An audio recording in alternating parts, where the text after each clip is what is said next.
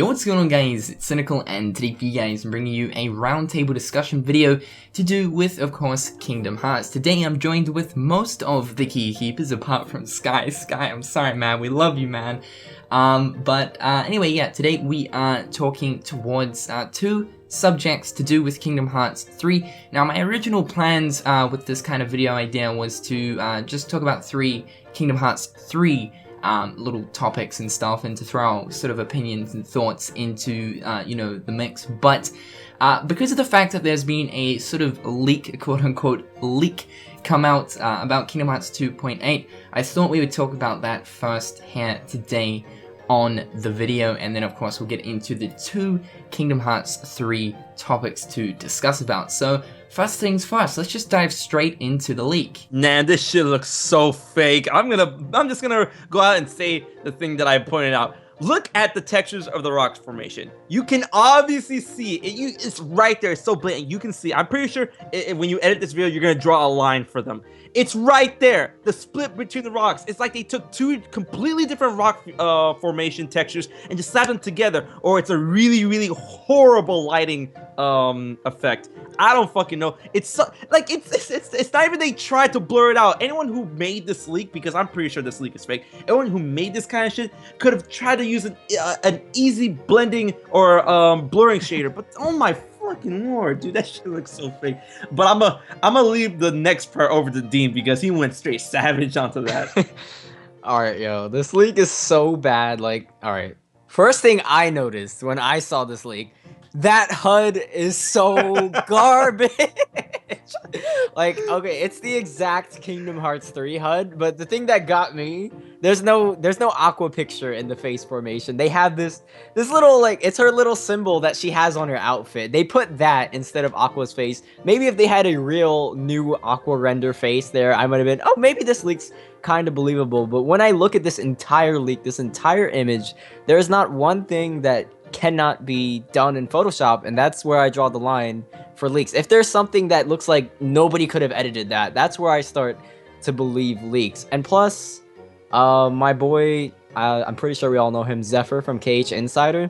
A few weeks ago, he released HUD placements, or like placeholder HUDs for everyone to use in the community, and I feel like they might have got that from him. I'm not too sure.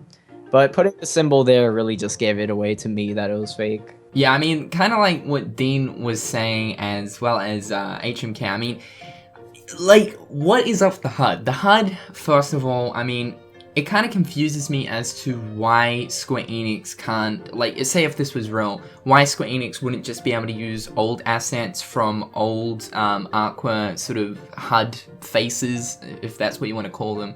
I mean, it kind of seems weird to leave the HUD blank like that, with specifically having that emblem bang smack in the middle. I mean, it sort of seems like a clear giveaway to me personally. And something that I did mention in the actual video that I did about the leak was, yeah, the actual rock doesn't actually look like it's out of Kingdom Hearts. I mean, personally, I feel as if, you know, Kingdom Hearts is a very specific kind of style to its graphics and whatnot, and this kind of seems sort of too realistic in terms of the texture itself to actually be in 0.2 Birth by Sleep, to me personally. And once again, yeah, you can see that little split there. It's just, there's so many things in this that don't, you know, go for the leak itself. It doesn't really point towards being legitimate. Man, it looks like they ripped a mountainside from Dark Souls and just like spliced two different versions together in order to make them not relatable to any type of scene that you could see in Dark Souls, and then put two beady little yellow eyes up on the top, thinking that we're gonna think about this. Not only like the graphical style and whatever, Aqua story, the 0.2 Birth by Sleep and Fragmentary Past, the Aqua story inside the Realm of Darkness. Okay, we've been to the Realm of Darkness before. We haven't seen any type of formation like this. That's one. Two, even though it's the Realm of Darkness, quote unquote, it's not dark to the point where it's hard to see anything. Right? It's not pitch black. None of it is pitch black. Even in that teaser that we saw with Aqua, none of it was pitch black. And like it just goes to show, like, this is not what Kingdom Hearts looks like. It's none of that, because Kingdom Hearts has never been a place where never been a game where you've been in a place where it's really hard to see or anything like that. You know, this ain't Zelda where you gotta light up torches in order to see what's in front of you or some shit. But man! That rock looks so not Realm of Darkness. It looks like a rock from like some generic mountain in some game. Yeah. Realm of Darkness has a little bit of a different coloring to its rocks. I feel like they don't look like typical Earth rocks. It's a lot more like dark gray, blackish. I don't know, yeah, like, the texture just comes off as being just too realistic for Kingdom Hearts. Like, I mean, you know, Kingdom Hearts is going forward in a major graphical direction, like, positively, obviously. But still to the point, it is still keeping that almost cartoony feel to it for catering the Disney worlds and whatnot. So, yeah, I just feel as if the realism on the texture is just not Kingdom Hearts. Person who took the picture of the leak thought the best thing to take a picture of was a rock. Of all the things you could take a picture of the screen, this is what every single fake leak comes back. Yeah, dude, I know, like, didn't they kind of think about, you know, possibly taking a picture of maybe the front view of Ark, or like Ark's actual model in-game? I mean, I'm pretty sure that's what all of us have been wanting to see ever since the reveal of Kingdom Hearts 2.8, so it does seem pretty stupid, the fact that they've only taken a slight picture of a rock. Like, that doesn't really give any sort of real insight.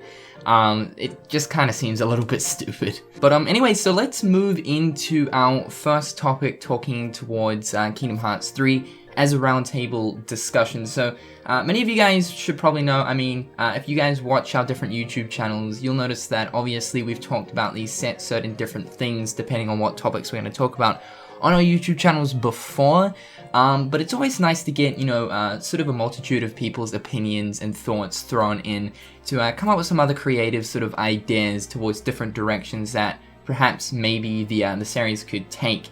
So first of all, let's dive into deaths. This is something that I want to talk about because I feel like it's been a little while since this question or this aspect was last sort of brought up. So let's talk about deaths. What do you guys think about deaths or perishes in Kingdom Hearts, mainly speaking towards the protagonists, so kind of like the Guardians of Light? Personally, I believe that someone or some people need to die in Kingdom Hearts 3 to let people know that the Keyblade War and the Kingdom Hearts finale to the Xehanort series is serious shit. We need consequences. We need conclusions. We need to show that, you know, this isn't some hanky-panky war that, you know, we're gonna beat the game and then we beat the game. That's it. No. And personally, my number one pick to die, and when people's like, oh my god, you want this person to die, you must hate this person, you suck, my favorite character, you want him to die. Wait, I think I know who you're gonna say. I think I know who you're gonna say. Who am I gonna say? Is it Terra? No. Oh, yo, for real. No. I want Terra to die, and I don't feel bad about it, and I like him. Oh my god.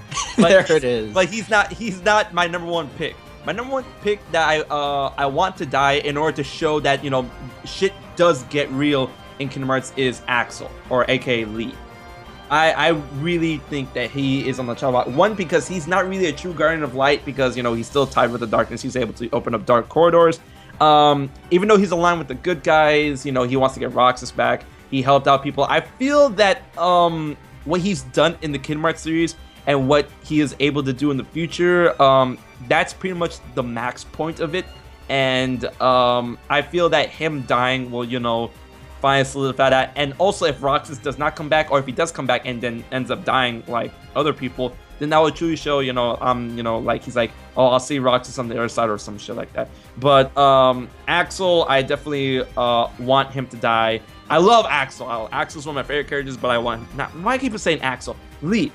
I love Lee. Lee's one of my favorite characters, and I want him to die in order to show that, you know, this is, you know, some real shit. Talking about Lee, I feel like well, the thing with Lee is I love him. Like, I love him as a character. He's a cool guy and all, but like it kind of rubbed me the wrong way a little bit when I saw him, you know, getting a Keyblade. I personally feel like they gave him a Keyblade because a lot of the fans like him and he's a very well-liked character, so they're like, let's give him a bigger role and let's give him a Keyblade. So seeing him die for a reason in Kingdom Hearts 3 would be really cool, but if I had to think of someone to perish in Kingdom Hearts 3 in a certain way, and I haven't really talked about this idea yet much outside, but I'll say it here, like, this isn't a death per se, but what I've always thought about is seeing in some sort of way how Riku in Dream Drop Distance has completely ascended to being like this amazing character, and I want to see, like, you know, eventually in Kingdom Hearts 3, Sora could potentially reach that level as well. And when Sora, Riku, and whoever else are in the final battles of the Keyblade War, I want to see Riku. I don't know how this scenario would play out. I haven't thought of the specifics, but it's just a neat little idea in my head where I thought Riku gets his heart extracted by Xehanort, and Xehanort doesn't need Riku's heart, so he's just doing this to be mean, and he literally like takes Riku's heart and like breaks it into pieces, and the pieces spread out like across the world. And then after the Xehanort fight and after Kingdom Hearts 3, in the next saga, potentially, in order to revive Riku, we go around collecting pieces of Riku's heart, sort of like Jiminy's puzzle pieces in KH2FM. And I don't know, I feel like that would be a really cool thing to do, but honestly, I actually really like that idea. I mean, to be honest, I love Riku. Like, Riku has become, you know, one of my most favorite characters when it comes to the Kingdom Hearts series, and I think that's kind of a common thing with Kingdom Hearts fans. I mean, I feel as if Riku he started out as an arsehole character, let's be real. He started off as an arsehole character in Kingdom Hearts 1, and then sort of slowly throughout the Kingdom Hearts games, Square Enix almost sort of forced you to like him. Like, he actually ended up having a really enjoyable personality, and in the end, as it stands as right now, he is one of the most enjoyable characters and one of the most well-respected characters. But I feel as if, in terms of Riku, like, his sort of character direction and his character development, it feels like it's over. Like, he's literally gone through everything he needs to go through, and it's finished now, you know? Like, he went through all of his struggles to do with the darkness, you know, like, he now knows what's from right and wrong, he's escaped Anson's grasp, so I feel like his character story as a whole, you know, it's come to closure. But, I mean, I don't really know how I feel towards Riku dying per se, because I love him so much. But one thing I can say is, I would absolutely freaking love a scene in Kingdom Hearts 3 where, say, if Riku does end up dying or perishing or whatever, and like Xehanort does it or whoever, I could just, like, picture this in my head, Sora, like, getting so angry and so pissed off, and, like, perhaps maybe that would trigger some sort of, I don't know, hidden power or something to do, you know, we're speaking fantasy stuff right now, but some sort of hidden power within inside of Sora, and he becomes, like, a freaking badass, because, I mean, Sora's been that character that's always been happy, cheerful, and stuff, and we know he's powerful, but we've never actually seen him, you know, fully angry and, like, mad and, like, truly pissed off. So that's something I would really, really like to see in Kingdom Hearts 3, if something like that did actually happen to Riku. But talking towards deaths, I mean, I feel as if maybe Terra, I mean, he's not actually dead at the moment because the Lingering Will kind of acts as evidential proof towards, you know, his existence. He's still alive, but he's not really. It's kind of a confusing situation, yeah. It's Kingdom Hearts lore for you. But I would have to say Terra. I mean, I don't absolutely hate Terra, but when it comes down to the characters I do like and kind of put over Terra, I mean, Terra sort of comes to the bottom of the list for me personally. And I don't want to rub anyone the wrong way, because I know people do like Terra. But, I mean, he's been out of the picture for so long, and I don't think it would overly be too bad if, you know, like, in the end, he actually did end up dying. But not really too sure. I think Lee could also be a good candidate for that. I love Lee, like, a lot, and it would be very sad to see. But still to the point, like you said, HMK, you know, I think KH3, in the conclusion, someone does need to die off, speaking towards the good guys, to show the seriousness of the situation. Yeah, I was just gonna say that I do agree with you with the point of, you know, Sora building off his anger to the point where maybe he will tap into a little bit of the darkness. And I feel that Riku would be a great catalyst for that, but I also think that Lee would also be not an equally, if not close, catalyst to that as well, given Lee's relationship with Roxas, and, you know, how much he knows that Lee wants to see him again, and then he's like, all you want to do is see him again, Lee, no, and then shit goes down. Yeah, I mean, I think Lee would also trigger this kind of situation as well, because I think when it comes down to it, you know, Sora is a character who cherishes all of his friends, and I can definitely see this happening even if it isn't one of his, bestest of friends or his closest friends like Riku or Kairi, I could still actually see this happening with one of his more recent friends that he's made, likely. So, yeah, I could definitely see that, like, if Lee ended up perishing or dying by the hand of Xehanort or his minions or whatever, I would love a situation where Sora does get pissed off. However, though, let's dive into our final discussion topic of today, talking towards Kingdom Hearts 3. Let's talk about worlds. Now, of course, when it comes down to it, I know, every Kingdom Hearts YouTuber has talked about the worlds that they want to see in Kingdom Hearts 3. It's a very, very commonly discussed thing to Kingdom Hearts 3.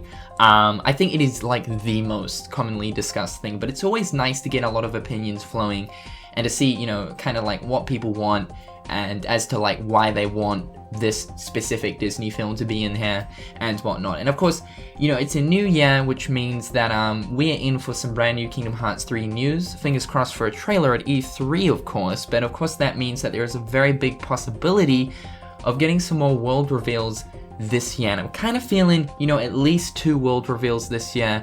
That'd be perfect. So let's just dive into it. Let's talk about what worlds we want to see this year, possibly in a trailer. Frozen. Just go with Frozen immediately, huh? Frozen immediately. Okay, but if I were to choose a dark horse, then I would say I would go with Atlantis: The Lost Empire. Yeah, if our boy Rory wants to come back and present another world, I think it would definitely. It's gonna be Treasure Planet. Treasure Planet, yeah. Hell yeah.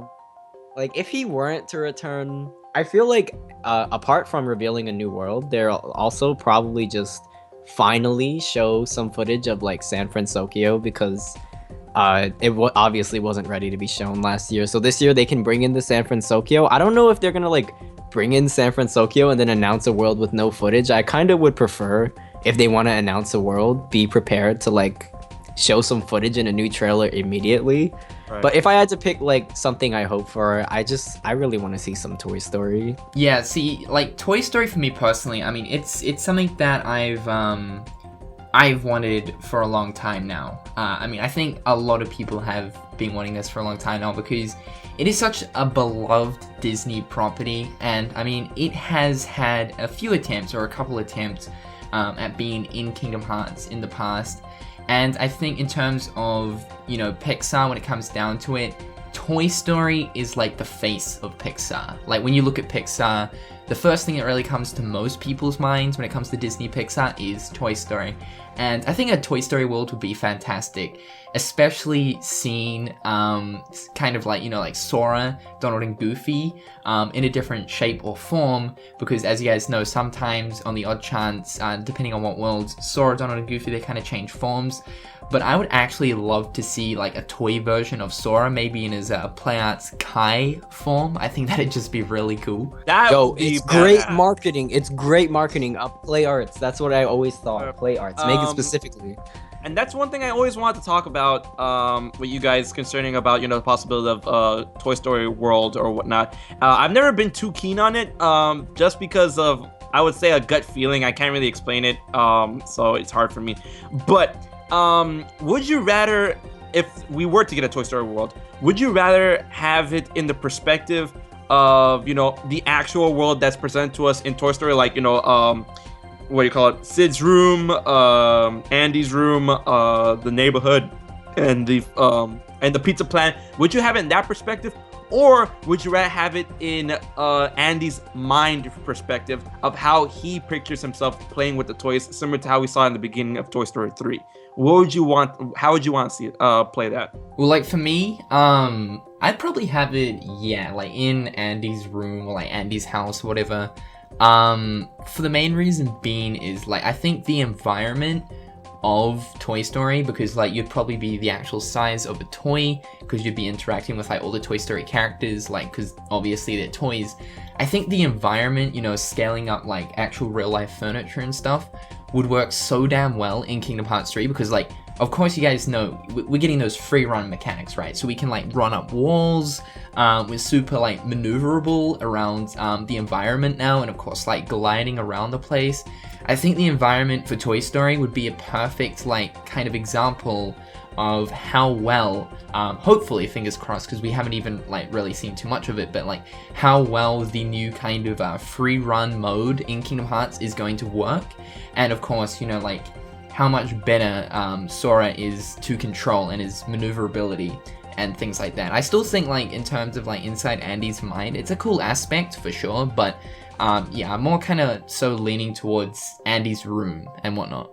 If I had to choose one, I would definitely prefer in the perspective of the toys and not like Andy playing with the toys, because I wanna go to these different locations, and I kind of like the whole stealth aspect of it. I can see them, like, you know how it's sort of like, I don't want it to be as annoying as Port Royal in Kingdom Hearts 2, where you have to get pirates out of the shade to hit them. But I do want to have some sort of like stealth mechanic to where you kind of have to drop everything you're doing if Andy comes near and waits and hold still. Like they can do the thing like with PS4, like keep your controller still or whatever, like they did in Until Dawn.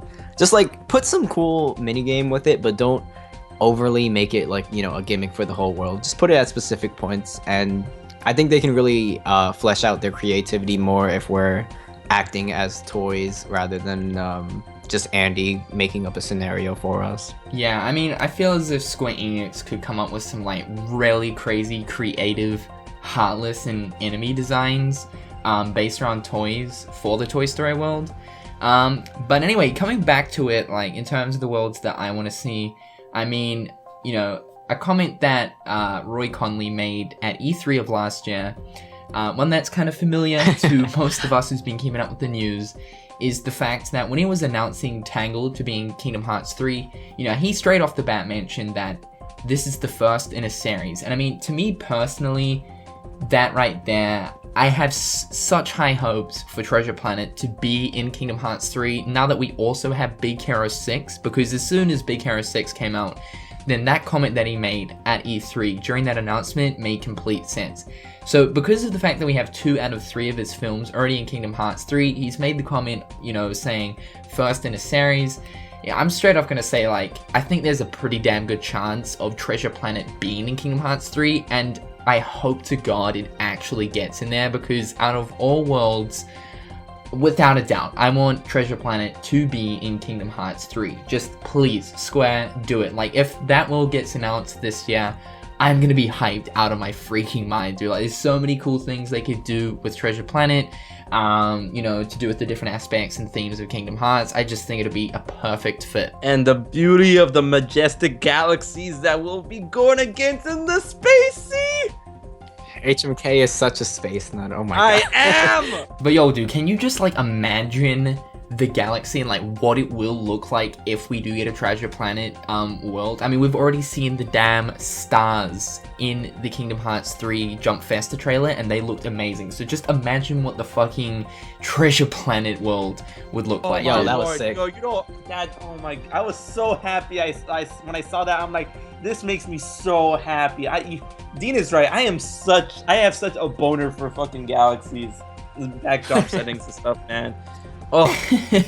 Well, anyway, guys, that's going to cut it for today's roundtable discussion. Hopefully you guys have enjoyed today's video. Today we talked about the Kingdom Hearts 0.2 Birth by Sleep leak, as well as we dived into 2 interesting topics towards Kingdom Hearts 3, kind of threw our opinions and thoughts onto the table, so that's always very interesting. Now what I want you guys to do is let us know in the comment section down below if you guys want us to continue to do these roundtable discussions, where basically we'll talk about kind of different happenings, but for the most part also talk towards Kingdom Hearts 3 in different aspects to get, of course, a mixture of opinions. It's always very interesting actually getting opinions and thoughts from a multitude of people in comparison to just one person alone. In the end result, you end up coming up with a lot of cool and crazy ideas. But anyway, guys, be sure to check out both HMK and Sora Island 1. Their links are in the description below.